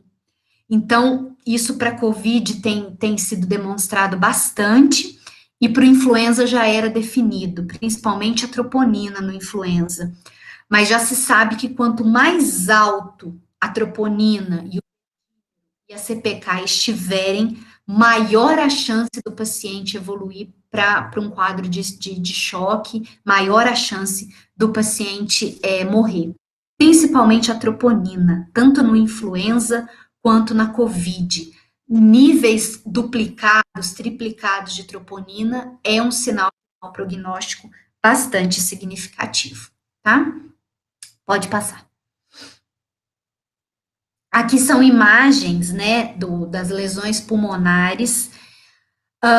Eu tirei proposital, as duas imagens superiores, elas vêm lá da pandemia da gripe suína, lá, né, de 2009, um artigo publicado em 2010, então é de paciente que teve as lesões pulmonares por influenza, H1N1, e as imagens de baixo, né, que também é tomografia computadorizada, são de pacientes agora, inclusive de pacientes que faleceram, né, essas imagens, tanto de cima quanto de baixo, os pacientes morreram, e depois virou relato de caso. São pacientes com lesão por COVID. E aí, de novo, volto a falar para vocês, as lesões pulmonares nas doenças, elas são praticamente as mesmas, né? Então, elas são lesões que eles chamam lá de aparecimento em vidro fosco. Elas podem evoluir para uma apresentação de consolidação, né? Quando a gente vê as opacidades e não vê mais o vaso sanguíneo, os vasos sanguíneos associados. Mas o padrão básico inicial é aquele de vidro fosco. Esse aparecimento, né, essas lesões, essas opacidades em vidro fosco, elas são bilaterais, normalmente, multilobulares, geralmente periféricas e posteriores. É típico, né? São os achados típicos de exame de imagem pulmonar. Só que é típico para as duas, para a influenza e para a COVID. Então, novamente, esses exames de imagem, eles não conseguem fechar diagnóstico de qual das duas infecções virais o paciente ele tem. Então, aí embaixo vocês estão vendo, por exemplo, na primeira imagem, a gente tem áreas de vidro fosco, e enquanto que aqui na segunda imagem, vocês olharem uma área bastante grande, já é a área ali de consolidação, né? Ela tem uma opacidade, ela é bem branca, exatamente porque a gente já não vê mais na opacidade os vasos sanguíneos. Essas áreas de consolidação, elas acabam, quando o paciente ele evolui, elas acabam estando associadas a um acúmulo muito grande de fibrina, né? A gente vê muito acúmulo de fibrina no pulmão desses pacientes. E, obviamente, que se o paciente ele sobrevive, dependendo do grau de extensão de lesão, esse paciente ele pode ficar com algum tipo de comprometimento respiratório ou não. Aí vai depender mesmo do tamanho da lesão, enfim, do grau de lesão. E na imagem de cima, na segunda imagem de cima, vocês estão vendo também áreas basicamente de vidro fosco. No segundo ali, a gente tem um pouquinho de consolidação. Pode passar. Aqui é só para ilustrar o histopatológico do pulmão desse paciente de influenza, né, que também faleceu. Eu só queria que vocês observassem na primeira imagem, que é uma das alterações que eles têm observado, mas isso aqui só serve quando você tem o histopatológico, né, lá na clínica isso não se aplica. Você tem um edema absurdo pulmonar, né? Então, os alvéolos, eles ficam bastante destruídos e a gente tem um edema bastante significativo, que está na primeira imagem. Na segunda imagem, a gente tem a formação de trombo, né? Dentro dos vasos sanguíneos ali na região de pulmão. E isso tem sido observado, na verdade, os capilares e os vasos pulmonares, eles ficam obstruídos Lógico, a gente está tendo uma lesão nos pneumócitos. O vírus, ele entra no pneumócito, ele mata a célula, ele expõe fator tecidual, né? E, obviamente, que você inicia ali uma cascata de coagulação. Inclusive, é descrito tanto para a COVID, esses pacientes que evoluem para o choque, eles fazem uma CIVD, né, que é uma coagulação intravascular disseminada, só que com diferença. Se vocês observarem a terceira imagem, aí a de baixo, vocês vão ver que é um pulmão extremamente hemorrágico. Porque o que, que a gente sempre pensa quando a gente fala de CIVD? O paciente coagula excessivamente até que ele esgota os fatores de coagulação. E aí a tendência é ele entrar num quadro hemorrágico, porque ele os fatores de coagulação. Isso, clássico, acontece nos casos de sepse, choque séptico, no influenza, só que na COVID o que eles têm observado é exatamente o oposto. Passa a imagem, Thalia. Essa é uma lesão de autópsia de um paciente lá da USP, né, o histopatológico de um paciente que morreu. Você vê a primeira imagem, uma destruição alveolar absurda, e na segunda, terceira e quarta imagem, o que a gente observa é exatamente a formação desses trombos em vaso sanguíneo. E aí, o que os pesquisadores, né, o que os médicos têm observado, principalmente os patologistas, é que a CIVD da COVID, diferente do que se observa lá no influenza, ela é uma CIVD que eles chamam de trombótica. Ao invés dela esgotar os fatores de coagulação e o paciente ele entrar num quadro hemorrágico, como normalmente se via, o que se observa nesses pacientes é o contrário, eles têm inclusive aumento de fibrinogênio. Então, são pacientes que coagulam excessivamente e se mantêm no estado de hipercoagulabilidade. Então, eles não são pacientes que sangram. Inclusive, vocês devem estar vendo aí na imprensa, né, a questão da heparina, usa heparina, não usa, né, hepariniza o paciente ou não, e os médicos discutem a utilização da heparina com efeito muito benéfico na COVID, exatamente porque ele não é um paciente hemorrágico, ele é um paciente trombótico. Então, essas lesões pulmonares, elas acabam induzindo a formação desses trombos. E, obviamente, que pensando aí do ponto de vista respiratório e hemodinâmico, essa formação desses trombos, seja lá no influenza ou na COVID, o impacto sistêmico disso é muito grande, porque todo o processo de troca gasosa vai ficar comprometido. Consequentemente, toda a hemodinâmica desse paciente, ela fica alterada, tá? Então, essas lesões, essas imagens, desculpa, elas são de paciente, de um dos primeiros pacientes do Brasil que faleceram, que eles fizeram uma autópsia, que eles fazem umas autópsias bem legal, depois um de vocês, que é minimamente invasiva. Eles não abrem mais o paciente, né, por conta de contaminação, então é bem, bem legal, assim, depois um dia eu comento com vocês. Pode passar. Bem legal, assim, gente, a tecnologia, tá? Não fazer autópsia nas pessoas, senão vocês vão achar que eu tô achando legal fazer autópsia, não é isso, não. Bem legal é a técnica, porque protege muito a equipe médica que está fazendo a autópsia. Eles embalam o paciente num plástico, né, por conta da questão de contaminação. Então, o ganho é nesse sentido. Bem legal que eu estou falando é nesse sentido. E aqui eu deixei a imagem só para vocês lembrarem das infecções bacterianas secundárias.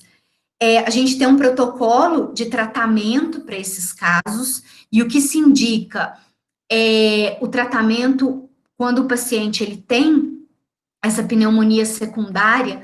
Na verdade, quando o paciente ele entra lá naquele quadro de síndrome aguda respiratória grave, é indicado, né, que o médico ele faça a coleta do material do material de trato respiratório e faça cultura dessa amostra, mas quando o médico ele observa aumento de neutrófilo, ou essa febre muito proeminente, ele já entra com a antibiótico-terapia. E a antibiótico-terapia, nesse caso, é uma cefalosporina de terceira geração, isso já está padronizado, que é a ceftriaxona, é sempre ela que é utilizada, associada a um macrolídeo, que pode ser a azitromicina ou a claritromicina. Por que eles fazem essa antibiótico-terapia nesse formato? Porque a cefalosporina de terceira geração, Ela é um antibiótico de amplo espectro, então pega gram positivo e gram negativo, e ela tem uma ação boa em todas essas bactérias de acometimento. Então, pneumococo, a Haemophilus influenzae, a própria Staphylo aureus, que às vezes pode estar presente. A ceftriaxona é um antibiótico muito indicado para esses casos. E o macrolídeo, seja a azitromicina ou a claritromicina, faz cobertura das bactérias atípicas que podem estar presentes, principalmente micoplasma e legionela. Então, eles fazem uma terapia que pegue, né, praticamente possíveis bactérias de acometimento pulmonar. Então, hoje é uma cefalosporina de terceira geração mais o macrolídeo, ceftriaxona mais azitromicina ou claritromicina, certo? Isso independente do paciente estar com influenza, infectado por influenza vírus ou pelo SARS-CoV-2, não importa. Pode passar. O diagnóstico, né? Como que a gente faz o diagnóstico? Ele é basicamente um diagnóstico molecular caro, que é o PCR. Na verdade, hoje, né, vamos pensar antes aí da pandemia, só se fazia diagnóstico molecular para influenza nos pacientes que tinham o agravamento do quadro. Então, aquele leve de síndrome gripal, não se pedia, né, no caso do influenza, o diagnóstico molecular, exatamente porque ele é extremamente caro. E é mais fácil de se manejar o paciente naquele quadro. Nesse caso aqui, quando o paciente estava infectado por influenza e ele tinha sinais de alteração respiratória, de insuficiência respiratória, principalmente evoluindo lá para a síndrome respiratória aguda grave, aí sim indicava-se pedir fazer o teste molecular, o diagnóstico molecular desses pacientes. Agora, com a pandemia, todo paciente que dê entrada no atendimento e que seja grupo de risco, vai ser pedido o teste molecular. Os pacientes que não são de grupo de risco, hoje, não estão fazendo o teste molecular, porque não tem teste, né, para todo mundo, aqui no Brasil, eu tô falando. Então, não se está fazendo teste nesses pacientes que só têm quadro de síndrome gripal, quadros brandos, né? Agora, quando o paciente ele é grupo de risco ou ele já tem sinal de alerta, de agravamento, que são aqueles que eu comentei com vocês, alterações respiratórias significativas, sistêmicas, enfim, nesses casos pede-se o PCR, que é o diagnóstico molecular. E como que esse diagnóstico ele é feito? Basicamente é coletado um suave, como está aí nas imagens, né? O suave é aquele cotonetão, então eles fazem a coleta lá na nasofaringe, então o suave ele entra na cavidade nasal até bater lá no assoalho da nasofaringe, então tem que penetrar toda a via aérea nasal aqui, até bater lá na nasofaringe, e associado eles fazem a orofaringe também, para que o resultado ele seja o mais fidedigno possível. Existe a possibilidade, como vocês estão vendo aí na segunda imagem, de fazer os aspirados. Por que eles estão fugindo desses aspirados? Na verdade, todo procedimento que gere muito aerossol, que aerossoliza, eles estão pedindo para evitar. Então, só vai fazer procedimento aerossolizante em paciente que você não tem o que fazer, porque esses aerossóis, eles acabam contaminando a equipe de saúde que está ali, médicos, enfermeiros, técnicos que está ali atendendo esses pacientes, né? A própria intubação, ela é um processo que gera aerossol, assim, de forma muito significativa. Nesses casos, o paciente ele vai ter que ser entubado, então não tem como fugir disso. Mas a nebulização, ela gera muito aerossol, então eles pedem para evitar o máximo possível. É claro que se o paciente necessitar daquilo, vai fazer, mas se não for uma necessidade absoluta, exclui-se isso. Então, esses lavados, ou esse aspirado, ele era muito comum lá para o influenza. Nesse momento de pandemia, eles evitam fazer. E aí, depois, esse material, ele vai ser analisado geneticamente, tá? Então, só se pede diagnóstico de influenza lá naqueles pacientes com quadro de complicação. Hoje, como a gente está vivendo aí a pandemia, todo paciente com quadro que é paciente de risco e com um potencial de gravidade vai ser pedido o PCR. E só para terem uma noção, logo que começaram os casos de Covid no Brasil, não se fazia esse PCR para o SARS-CoV, eles faziam um painel de influenza. Então, eles pegavam a amostra do paciente, eles iam por exclusão. Então, o paciente, ele tinha síndrome gripal, ele tinha características de evolução de desconforto respiratório, clássico, né, dessa síndrome gripal, e aí, como a gente ainda não tinha estabelecido o PCR, né, não tinha depositado o material genético, ainda estava aquele início, eles iam por exclusão. Então, se dava todo o painel de vírus respiratório, né, de vírus de influenza negativo, imaginava-se que era a COVID, e aí eles testavam especificamente a COVID para esses pacientes. Só a Fiocruz e o Evandro Chagas fazia isso, agora a realidade é outra, tá? Então, já está se testando. Pode passar. Aqui o tratamento, né? Então, uma vez que esses pacientes, eles têm um síndrome gripal. Então, vamos lá. O paciente tem síndrome gripal, ele é de grupo de risco, ou ele tem sinal de agravamento, não importa. Vai fazer o tratamento com oseltamivir. Ah, mas era COVID. Hora que descobrir que é COVID, suspende o oseltamivir, que não tem eficiência nesse momento nenhuma para o SARS-CoV, para a COVID, só para influenza, mas o tratamento descrito é o oseltamivir. Gestante, inclusive, se é gestante, tem sinal de síndrome gripal, já tem desconforto respiratório, indica-se fazer o tratamento com oseltamivir, que é bastante seguro, inclusive, para elas, tá? Eu deixei aqui o protocolo de tratamento, geralmente para adultos, né, usa 75 miligramas, e criança vai ter que ajustar as doses aí por quilo, né, pelo peso da criança. Esse medicamento, ele é de uso oral, então os pacientes que estão lá na ventilação mecânica, né, os pacientes que estão entubados, esse medicamento, ele é administrado por sondas orogástricas, né, sondas gástricas, porque ele é um medicamento de utilização oral, tá? Ele é o que a gente chama comercialmente de Tamiflu. Lembrando que para COVID ele não faz diferença nenhuma, mas como você não sabe o que é, a indicação é tratar com oseltamivir. Pode passar.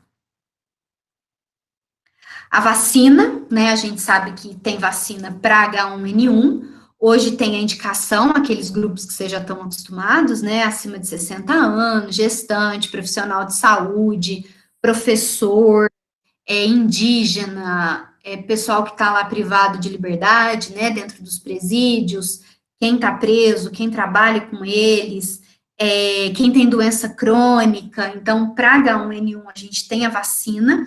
Como eu disse no início para vocês, a vacina ela é feita anualmente, porque o vírus, ele muta. Então, obviamente, que cada ano a gente tem uma estrutura genética viral diferente. Então, por isso que a vacina, ela é feita anualmente. Para a COVID, vocês devem estar acompanhando, a gente tem um monte de estudo, mas nada definido nesse momento. E só para complementar, a vacina para a influenza, o H1N1, não tem absolutamente efeito nenhum no indivíduo com COVID, tá? A indicação da vacinação é porque agora a gente vai entrar mesmo na época de sazonalidade do H1N1, do vírus da gripe, e obviamente que você tem uma proteção adicional, né? Fica só, entre aspas, com um problema que é a COVID. Pode passar. Aqui está o fluxograma, eu tirei o fluxograma do Ministério da Saúde, mas na verdade ele está resumindo tudo isso que eu falei para vocês até agora. Então, se eu tenho um paciente com síndrome gripal, o que é a síndrome gripal?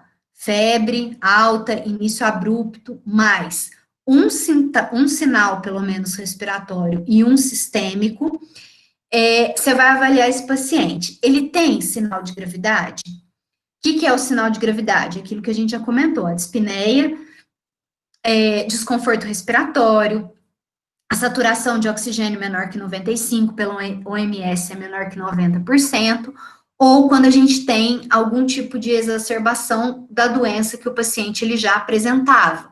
Então, ele já tinha uma alteração, sei lá, uma doença cardíaca, e isso é exacerbado.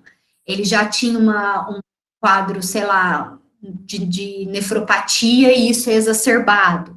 Enfim, então, você vai analisar se esse paciente ele tem esse sinal de gravidade. Se ele não tiver, você vai classificar ele como sendo síndrome gripal.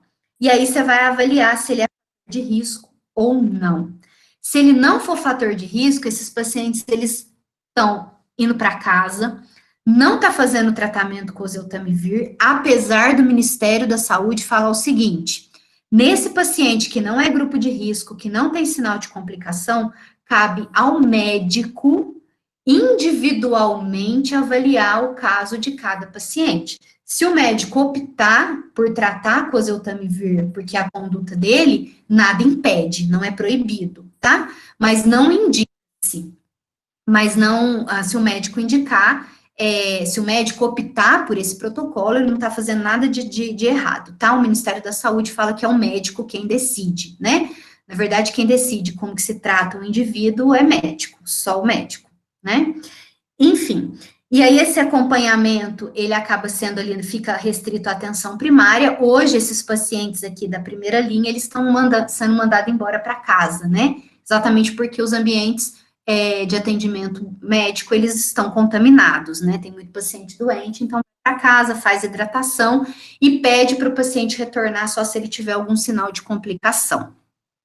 Quando o paciente, ele não tem gravidade, mas ele é risco, que é aqueles que a gente já comentou, aí sim, a indicação é pelo tratamento com oseltamivir. Como eu disse, não importa se a doença está sendo causada pela influenza ou pelo SARS-CoV, vai fazer o tratamento com oseltamivir, porque você precisa pegar o paciente ali naquelas primeiras 48 horas, né, para você ter um bom prognóstico.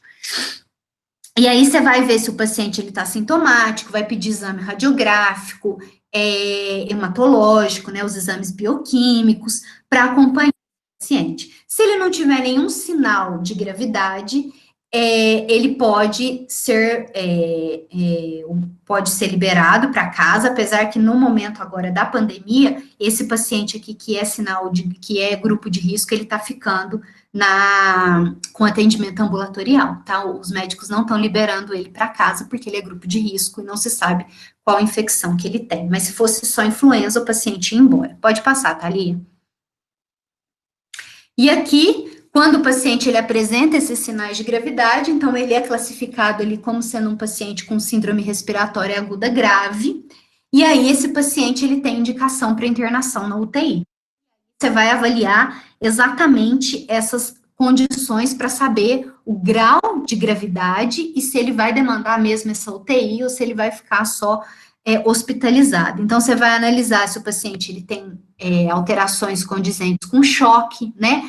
A hipotensão não responsiva, a reposição volêmica, necessidade de uso de vasopressor, ligúria, que o paciente até então não apresentava, né, desidratação, se ele tem alguma disfunção de órgãos vitais, por isso que é importante o médico fazer o acompanhamento dos exames laboratoriais, função hepática, função renal, né, se esse paciente ele está com uma insuficiência respiratória significativa e se ele tem instabilidade hemodinâmica, né, de novo lá hipotensão, enfim. Se o paciente ele não apresentar essas alterações, ele vai ser acompanhado, ele vai ficar lá no leito de internação normalmente, mas ele vai fazer o uso do oseltamivir, que já entra a antibiótico-terapia. Porque esse paciente ele já tem sinal de gravidade e ele potencialmente pode apresentar uma pneumonia secundária. Então, eles fazem a antibiótico-terapia profilática, porque até colher material, até essa cultura sair, enfim, então já se usa antibiótico-terapia e vai fazer o acompanhamento com os exames laboratoriais e de imagem. Quando o paciente apresentar essas alterações que estão descritas aí, né, que são condizentes com choque ou com disfunção pulmonar bastante significativa, o procedimento é o mesmo, só que esse paciente provavelmente ele vai precisar de uma ventilação mecânica, que na maioria das vezes, principalmente a COVID, né, ela é invasiva e ela tem que ser feita em ambiente de UTI. Então, esse paciente que tem essas alterações, que tenha iminência de choque, alterações hemodinâmicas e respiratórias muito significativas, esse paciente ele vai ficar em ambiente de UTI. E, de novo, sendo monitorado, sendo tratado com oseltamivir. Quando que o oseltamivir vai ser suspenso, né? Esse tratamento vai ser interrompido? Quando sair o resultado provando que o paciente, por exemplo, tem COVID, influenza. Aí eles suspendem o oseltamivir e fica só com antibiótico. Caso dê influenza, o oseltamivir, ele é mantido. E aí os tratamentos para COVID nesses pacientes graves, a gente está vendo a discussão nesse momento, né? Tem vários tratamentos aí em teste, mas hoje, nesse momento, nenhum com eficiência garantida e comprovada. É tudo ainda trabalho que mostra que é bom, trabalho que mostra que é ruim, paciente que responde, paciente que não responde. Então, ainda não tem uma indicação muito grande. Apesar de lá na USP, eles estarem nesses pacientes graves testando, né, a cloroquina, que está aí nas manchetes todos os dias, todo mundo quer dar cloroquina para tudo agora, né? Mas eles estão testando esses protocolos e vendo aí o que vai acontecer. Tem paciente que responde bem, tem paciente que não tem resposta nenhuma. E tem paciente que está tendo efeito colateral por causa dela, né? Porque ela tem efeito principalmente cardiovascular. Então, ainda está tudo muito em estudo. Pode passar, Thalia, acho que é o último. Aqui eu não vou entrar em detalhes, mas eu queria que depois vocês dessem uma olhada. Esse artigo é de 2018, é antes da pandemia, e o título dele é bem legal, né? Que ele fala Voltando para o Futuro. O que a gente podia aprender com a pandemia lá de 1918? Essa é a gripe espanhola. E aí ele elenca aqui, que é bem, e a gente está vivendo isso, eu achei bem interessante, todos os fatores, né, que estão associados primeiro, a facilitar uma pandemia, e segundo, a facilitar com que essas infecções respiratórias, elas se tornem infecções graves, né? Então, aqui a gente tem fatores do hospedeiro, num ponto, primeiro os fatores virais, né? Capacidade mutagênica que a gente discutiu, essa troca que esses vírus fazem ali nos seus hospedeiros animais, humanos, e aí quanto mais hospedeiro ele consegue atingir, maior vai ser a variabilidade genética desses vírus, né? Esses vírus eles se adaptam ao ser humano e cada vez que chega um vírus novo, o sistema imune ele fica completamente perdido, por isso que a gente tem essas respostas tão exacerbadas. Os fatores do hospedeiro, que é exatamente o que a gente está comentando, o estilo de vida, né, obesidade, diabetes, interferem demais no diagnóstico dessas síndromes gripais com evolução para quadros graves. As outras doenças, as comorbidades associadas e o status imunológico do paciente, né, como que ele está. Ele está fazendo tratamento com imunossupressor, por exemplo, ele é um paciente oncológico, de risco, né? Além disso, a gente tem os fatores externos, né, que são as outras infecções. Aqui ele elencou alguma, TB, o paciente que tem tuberculose, ele é um paciente muito suscetível, com um prognóstico muito ruim, porque ele já tem um prejuízo pulmonar. As infecções bacterianas secundárias, pneumonias, o HIV, né, principalmente descompensado. O estilo de vida, então, esse estilo de vida favorece muito a disseminação, né? A gente viu tá vivendo isso, um vírus lá na China, que surgiu lá no mercado, isso aparentemente ninguém tem muita dúvida disso, daquele mercado lá de animal vivo que eles têm, e o vírus, de repente, tomou conta do mundo inteiro, e hoje todos os continentes têm a transmissão do vírus. Exatamente por essa globalização, enfim. As questões das intervenções farmacológicas, que para a COVID, nesse momento, a gente não tem nenhuma, a gente só consegue tratar ali no antibiótico a infecção bacteriana secundária, que é aquele protocolo que eu comentei com vocês, cefalosporina de terceira geração mais um macrolídeo, mas a gente não tem um antiviral para a COVID. Lembra que no influenza tem, ele funciona muito bem, bastante seguro. A única coisa, paciente que está internado, que está em UTI, quando faz o uso do oseltamivir nesses pacientes, tem que ficar monitorando função renal, porque ele já é um paciente que demanda uma atividade renal bastante significativa, ele está sedado, então você tem que ficar fazendo clearance de creatinina nesses pacientes. E a vacina também, a gente tem a vacina para o influenza, lembrando que ela tem que ser anual, porque o vírus ele sofre muita mutação, mas para a Covid, até o momento, a gente não tem nada. E, por fim, as intervenções, né, chamadas de não farmacológicas, são as medidas que a gente tem. Vocês estão vendo que tá cortado, mas esse verdinho é um calendário, que inclusive ele fala da quarentena, né? Que é o que a gente também está vivenciando. Então, as medidas de higiene, que era o que estaria demonstrado aqui, o cuidado com tudo aquilo que produz aerossóis, né? Então, tossir, espirrar, esses procedimentos de intubação, tanto é que a N95, né, a máscara, ela está sendo indicada hoje para os médicos, né, que vão fazer intubação do paciente ou algum procedimento que gere esses aerossóis, se não usa só a máscara cirúrgica, né, no ambiente de atendimento desses pacientes com síndrome gripal. Então, esse manejo mais mesmo aí no controle, que não é farmacológico. Pode passar, Thalia. Basicamente era isso. Falei muito, né? Acho que eu passei do tempo. Mas Obrigada, Mariana. dúvida, se depois, enfim, não sei como vocês querem fazer. Nossa, foi ótimo. Acho que a gente só tem a agradecer. Acho que eu nunca tinha assistido uma aula tão completa assim de síndrome gripal mesmo.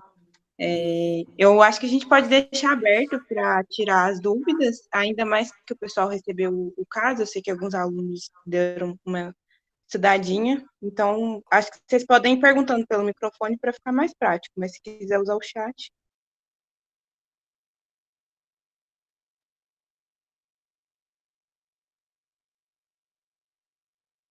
Você consegue ler o chat, A Mari? rinofaringite, ela é um termo que é utilizado para se referir ao resfriado. Então, como o resfriado ele atinge só via aérea superior, esse termo rinofaringite, geralmente, vou falar a grosso modo, tá? Mas o quadro infeccioso, ele para ali na faringe, né? Vamos dizer assim. Ele não tem um acometimento de trato respiratório inferior. Então, ele é utilizado para resfriado, né? Popularmente. A gripe, ela está associada a quadros que envolvem pulmão, potencialmente, inferior.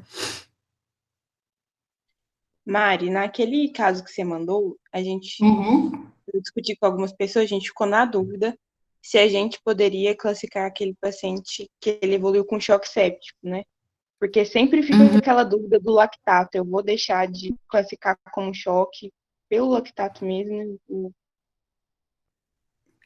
Na verdade, o choque, né, ele tem várias variáveis que podem ser analisadas para você falar que o paciente ele evoluiu para o choque ou não. Ali ele era um paciente que entra que choca, né?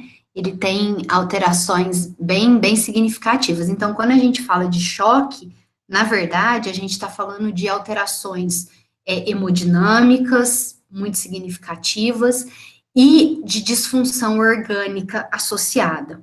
O lactato, ele entra exatamente nesse sentido. Você não vai ter um paciente que tenha qualquer tipo de alteração orgânica do ponto de vista lá do choque, porque um paciente que está em choque, ou em sepse, antes dele chocar, por exemplo, ele é um paciente hipoperfundido, né? É uma das regras ali. Então, ele vai ter lesão orgânica associada, mesmo que às vezes mais branda, né? E isso já vai gerar um aumento ali de lactato. Então, o choque, na verdade, o conceito clássico do choque é quando o paciente ele para de responder à reposição volêmica. Então, ele é um paciente hipotenso, ele não responde à reposição volêmica e ele é um paciente que obrigatoriamente necessita do uso de vasopressor para você conseguir manter lá a pressão arterial média, lembra de 65? 65. Esse é o paciente que a gente fala que está em choque, né? E nesse momento ele já vai ter um lactato um pouco alterado. Então, quanto mais alto tiver o lactato do paciente, mais mau prognóstico é. Mas não existe um número, sabe? Tanto de lactato tanto o paciente está em choque. É isso. Uhum. Uhum. Era isso mesmo. Não, não tem uma definição. Então, o conceito de choque é esse? Reposição, o paciente ele é hipotenso, refratário à reposição volêmica. Quando eu falo isso, dá uma impressão de que nunca mais ele vai responder, né? Então, ele morre.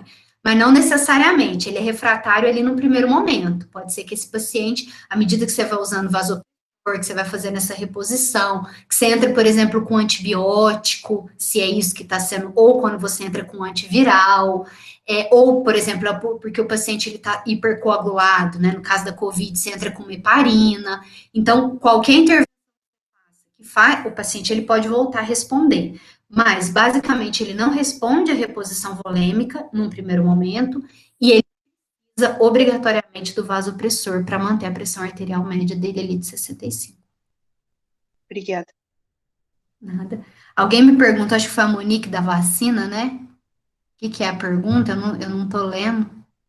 Se o SUS abrange quais tipos de vírus influenza? Você acha que a No, vacina particular é mais vantajosa que o SUS por abranger mais tipos de vírus? é, é, quanto maior na verdade, a vacina da gripe, ela sempre, do influenza, ela sempre vai entrar nesse ponto. Por mais que você se vacine, e por mais que a quantidade de cepas virais que estejam presentes ali na vacina seja uma quantidade ampla, nunca o indivíduo ele está 100% imunizado. Isso é uma questão também bastante controversa, assim, porque, por exemplo, você pública ou na particular, você é grupo de risco, e você fala lá para o médico, você tem síndrome gripal, e você fala para o médico que você foi vacinado. Isso não vai fazer ele excluir, por exemplo, o uso do oseltamivir, porque não necessariamente a vacina ela te confere uma proteção total a todas as cepas circulantes. Eu não estou dizendo que a vacina não é significativa, porque você vai ter uma proteção parcial, é melhor do que você não ter proteção nenhuma, né? Mas quanto maior for a quantidade de cepa, hoje a vacina do SUS, ela abrange 3 cepas, que são de influenza do tipo A, e uma cepa que é do influenza do tipo B, que é aquela vitória que eles chamam, né? E aí, obviamente, sim, vou responder aqui que eu vi que a Covid é trombótica, né? Ela é. Peraí que eu volto lá. Mas, obviamente, que quanto maior for a amplitude ali dentro da quantidade de cepas que a vacina atinge, melhor é para o indivíduo que está vacinando. Mas 100% das cepas, essas vacinas, elas nunca vão fazer cobertura, tá? A pergunta que eu consegui ler é se a COVID é uma doença trombótica. Ela é exatamente porque ela tem o que faz ela induzir essas alterações ainda está muito obscuro. O que se sabe nesse momento é que o vírus ele penetra os pneumócitos e ele faz uma destruição de pneumócito muito significativa. Então, quando ele começa a destruir pneumócito ali, ele começa a induzir uma exposição de fator tecidual. E aí você desencadeia um processo de coagulação, e essa coagulação ela não vem com a atividade fibrinolítica adequada, e aí, obviamente, você acaba formando esses trombos. O que se sabe no paciente de COVID é que ele hipercoagula e ele se mantém hipercoagulado. Ele não esgota os fatores de coagulação, por isso que eles falam que ela é trombótica. Inclusive, a médica uma das médicas que pesquisa isso lá da USP, ela estava até vendo ela comentar outro dia, ela falou, inclusive, que é uma CIVD que eles classificam de trombótica, porque o paciente ele coagula, coagula, coagula, aumenta muito o fibrinogênio, e aí, agora, por que isso acontece? Por que aumenta o fibrinogênio? Esses mecanismos, eles não estão descritos. E aí, por conta disso, é que uma das indicações que se tem hoje para o tratamento de paciente com gravidade para COVID e que não tenha contraindicação nesse sentido, é a utilização da heparina. Além da heparina ter um efeito anti-inflamatório, ela acaba auxiliando nesses quadros de hipercoagulação desses pacientes. Os resultados que eles têm tendo lá em São Paulo é bem significativo ali pela utilização. A pneumologista que eu estava, inclusive, que os resultados que eles têm lá nas análises deles é mais significativa para a heparina do que para a própria hidroxicloroquina. Então, a heparina, além de ser anti-inflamatória, ela faz essa anticoagulação aí. E alguém tinha Mari, perguntado dos antibióticos, mas eu não li, não consegui. ele pergunta, eu acho que é mais uma questão de escalonar e escalonar antibióticos. Ele pergunta se azitromicina e ceftriaxona não tem ação contra pseudomonas se associa piperacilina e tazobactam. Só está associando quando se tem resultado de cultura positivo para essas bactérias, porque esses antibióticos eles acabam sobrecarregando um pouco mais, por exemplo, função renal. E esses pacientes nesses quadros eles já têm uma função renal bastante delicada, né? Então, só casos de comprovação. E outra coisa, nesses pacientes não se faz hemocultura, tá? Para detecção da bactéria, porque ela geralmente são bactérias que ficam restritas, a sepse, o choque é viral, ficam restritas no pulmão. Então, a cultura ela vem de secreções respiratórias, não faz hemocultura nesses casos. Aí, se tiver indicação, né? Porque, na verdade, essas infecções bacterianas secundárias, elas entram lá nas IRAS, né? Que são as infecções adquiridas ali no ambiente de atendimento médico ali nas unidades. E a ventilação mecânica é uma das principais portas de entrada de bactéria que a gente tem, né? Então, muito vem daí essas bactérias, as sondas urinárias, né? Então, as bactérias de trato urinário, que faz ito, são as bactérias que vão estar associadas a esses quadros. Mas esse tipo de antibiótico terapia somente quando há a confirmação desse tipo de bactéria. Senão, cefalosporina de terceira geração, ceftriaxona, associada a um acrolídeo. Quando a gente fala também de, assim, corrige Mariana, por favor, se estiver errado, mas de uma infecção oportunista, né, no caso hospitalar, também se varia muito com a contaminação do próprio hospital, o próprio serviço tem uma conduta para tratar esses pacientes, definir os antibióticos por resistência mesmo. Mesmo porque cada bactéria tem um tipo de resistência em cada local, né? Então, como essas bactérias, tipo Pseudomonas, o próprio Acinetobacter, são bactérias muito difíceis de tratar. Na verdade, o que eles fazem normalmente inclusive, mais ou menos o manejo que está lá naquele caso que eu passei para vocês. Inicia-se a antibiótico terapia clássica, que é essa indicada, e aí você vai analisando o paciente. Se o paciente ele começa a não ter resposta frente àquele antibiótico, a própria equipe médica já vai optando por trocas de antibióticos. E aí cada hospital vai ter o seu protocolo lá de tratamento, né?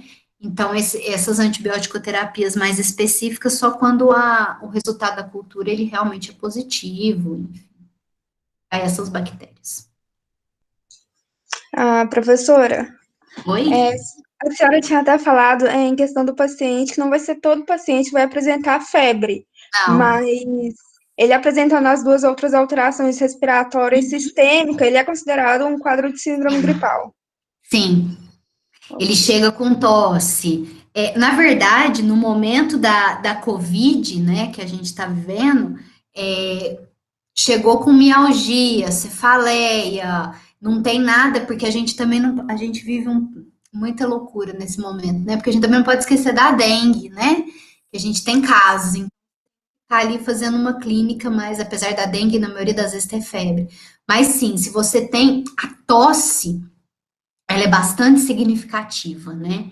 Então, se você tem alteração respiratória, na ausência da febre, já liga o sinal de alerta de síndrome gripal. E nesse momento, qualquer alteração clínica que leve o médico a pensar em síndrome gripal, ele vai pensar por conta do que nós estamos vivendo nesse momento, né?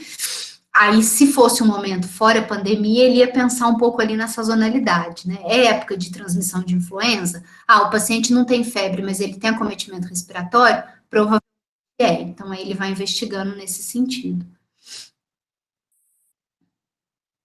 O que passou ali eu não consegui ler.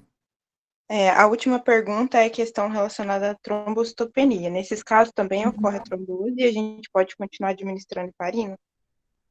Então, essa é outra questão que é bastante controversa na COVID.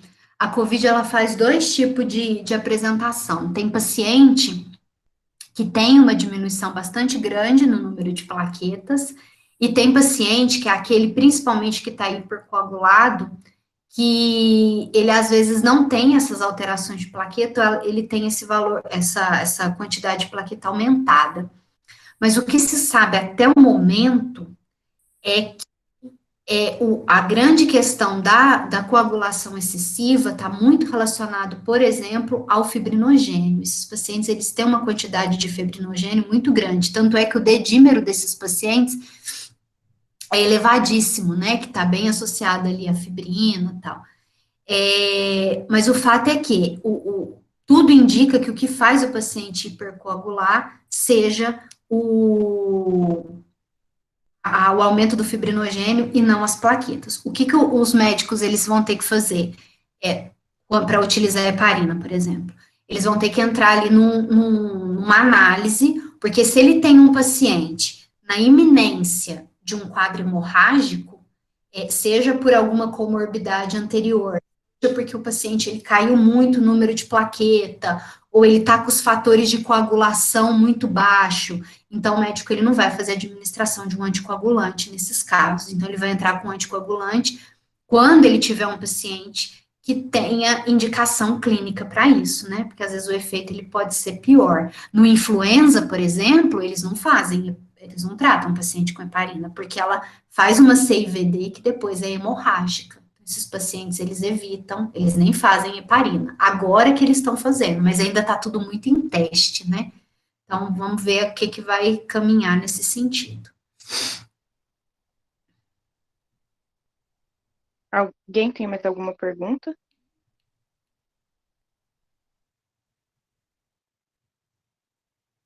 Bom, acho que a gente pode encerrar então, Mari.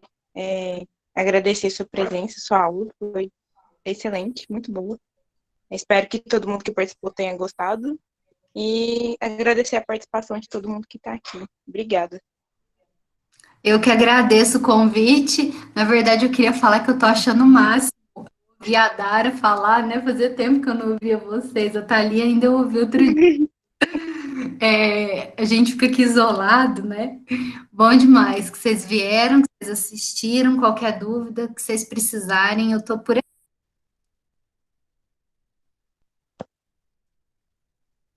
Ai, que saudade.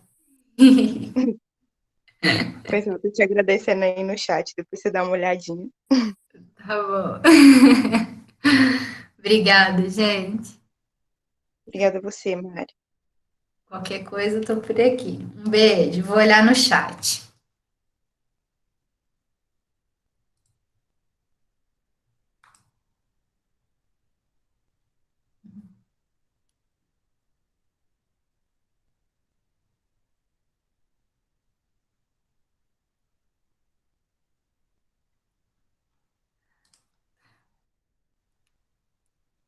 Ah, muito bom, adorei as mensagens.